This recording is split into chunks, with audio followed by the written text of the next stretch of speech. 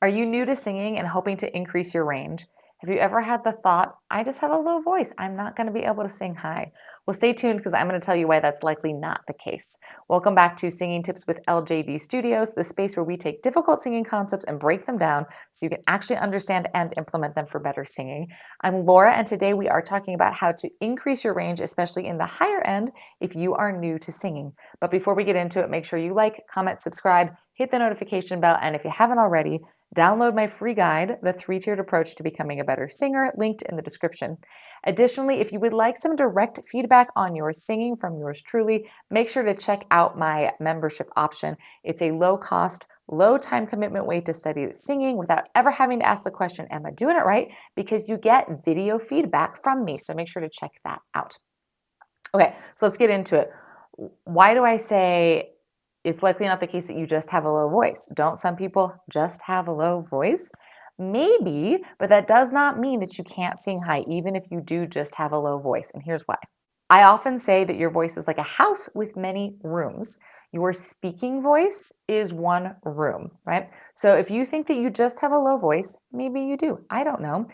Your speaking voice could be quite low, but that's just one room in your house. You've got lots of other rooms. So if you are trying to sing in your speaking voice, then yeah, your range is going to be pretty limited.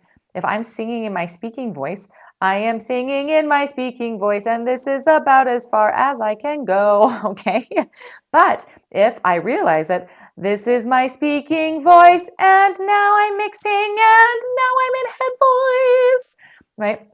Just as an example, right now I can sing much higher. So the reason why you think you can't sing high is because no one has ever showed you how to leave the room of your speaking voice. But once you learn how to leave that room, you will find that you actually have a lot of high notes available to you. I can almost guarantee it. How do I know? Because I've seen it over and over again. I work almost primarily with beginning singers, and everyone comes in and they go, I have a low voice. And I go, nonsense.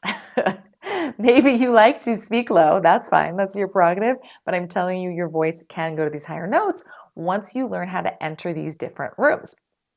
So a fun way to do that is to realize that outside of singing, you use a lot of these different rooms in different ways just to be expressive, right? Because you're not always just speaking. Sometimes you yell, sometimes you scream, sometimes you cry, sometimes you laugh, sometimes you whine, and all of these are different rooms in your voice, right? If I'm whining, this is a different room than this one is. If I'm crying, that's a different room than this one is. If I'm laughing, it's a different room, okay? So my first piece of advice to you, if you are trying to learn how to expand your range and you're new to singing, is don't even sing.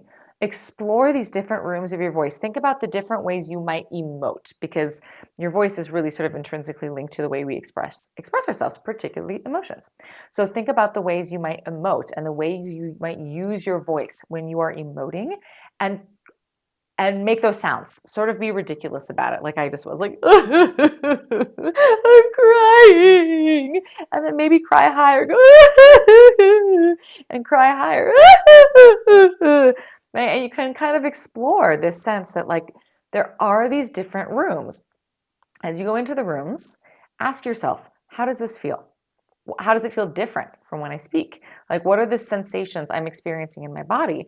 And then maybe you try to aim for some of those sensations when you're singing. So for instance, the cry, the sob that I just did, I go,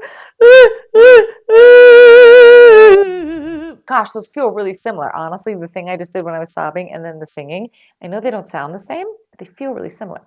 Okay, so that's my best advice for you if you're trying to expand your range. Play with these different positions, these different rooms, if you will, in your voice.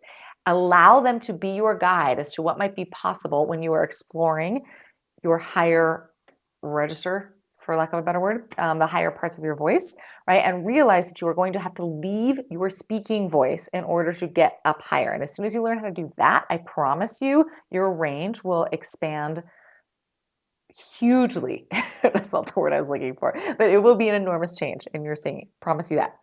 Let me know in the comments if this works for you, how it goes, all the silly sounds that you make, and happy singing.